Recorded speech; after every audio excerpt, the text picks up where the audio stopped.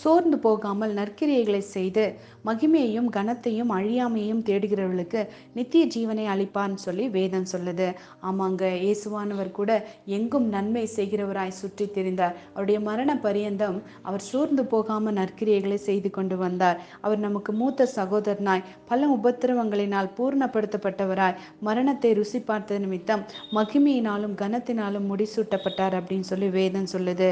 அப்போஸ்தலனாகிய பவுல் இப்படி சொல்றாரு, இக்காலத்து பாடுகள் இனி நம்மிடத்தில் வெளிப்படும் மகிமைக்கு ஒப்பிடத்தக்கவைகள் அல்லவே அப்படின்னு சொல்லி சொல்றாரு. ஆமாங்க, மேலும் தேவனுடைய புத்திரர் வெளிப்படுவதற்கு சிருஷ்டியானது மிகுந்த ஆவலோட காத்து கொண்டிருக்கிறதாமா.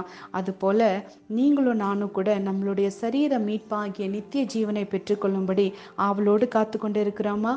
அப்படின்னா சோர்ந்து போகாம தொடர்ந்து நற்கிரியைகளை செய்யுங்க. சோர்ந்து போகாமல் தொடர்ந்து நற்கிரியைகளை செய்வதன் மூலமா நித்திய ஜீவனை நம்ம பெற்றுக்கொள்ள முடியும்.